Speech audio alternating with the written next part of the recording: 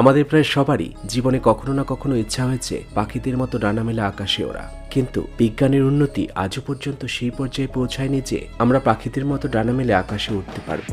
যদিও রাইট ভাইদের দৌলতে বিমানে করে আমরা ঠিকই আকাশে উড়েছি, কিন্তু মনের কোণে পাখির মতো ডানা মেলে আকাশে ওড়ার স্বপ্নটা আর সত্যি হয় না। পাখির মতো ডানা থাকলে হয়তো আমরা উঠতে পারতাম। এখন প্রশ্ন হলো, পাখিরা আকাশে উঠতে পারে কিভাবে?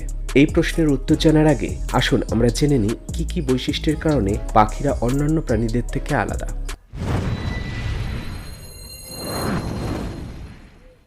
পাখিদের একটি অন্যতম বৈশিষ্ট্য হলো এদের গায়ে পালক থাকে। এদের ফাঁপা হাড় থাকার কারণে অতি সহজেই এরা ভেসে থাকতে পারে।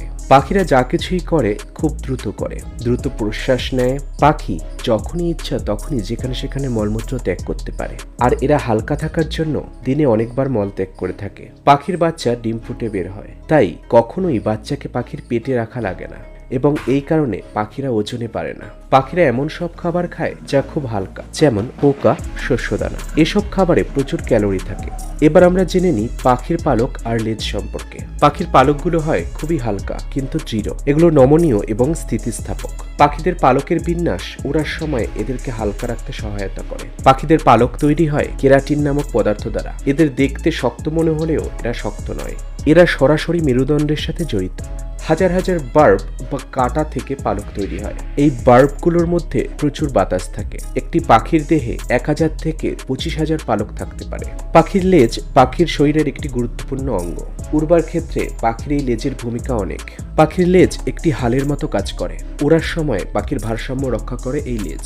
উড়ার দিক নির্দেশনা দেয়, উপর থেকে নিচের দিকে নামতে সহায়তা করে।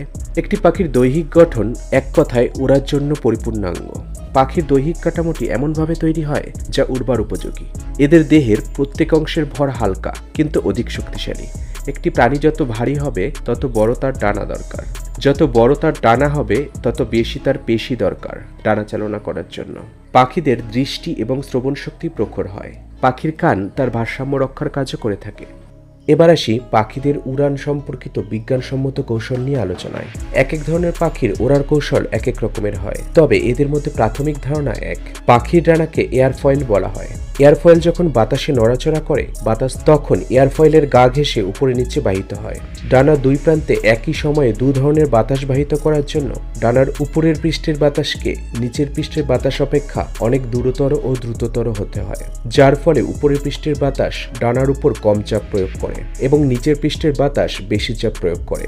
ফলস্বরূপ পাখিটি উপরের দিকে উঠে যায়। ডানা ঝাপটানোর বেগ যত বেশি হবে পাখি তত দ্রুত উপরের দিকে উঠতে পারবে। পাখির ডানা মানুষের হাতের মতো। সাঁতার কাটার জন্য মানুষ যেমন তার হাত ব্যবহার করে, পাখি তেমনি তার ডানা ব্যবহার করে ওড়ার জন্য। ডানা দিয়ে পাখি বাতাসকে পেছনের দিকে আঘাত করে এবং সামনের দিকে এগিয়ে যায়। পাখি ওড়ার সময় ডানা ঝাপটায়। যখন পাখি ডানা নিচের দিকে নেয় উল্টো দিকে বাধা প্রদান করে, যার ফলে উপরের দিকে উঠে যায় এবং উঠতে থাকে। ডানার উপর বাতাসের চাপ কম হওয়াতে এবং ডানার নিচের বাতাসের চাপ বেশি হওয়াতে ওড়া সহজ হয়। বন্ধুরা, ভিডিওটি ভালো লেগে থাকলে লাইক করবেন এবং এমনই আরও ভিডিও পাওয়ার জন্য চ্যানেলটিকে সাবস্ক্রাইব করে বেল আইকনটিকে অ্যাক্টিভেট করে রাখবেন। ধন্যবাদ বন্ধুরা, ভালো থাকবেন।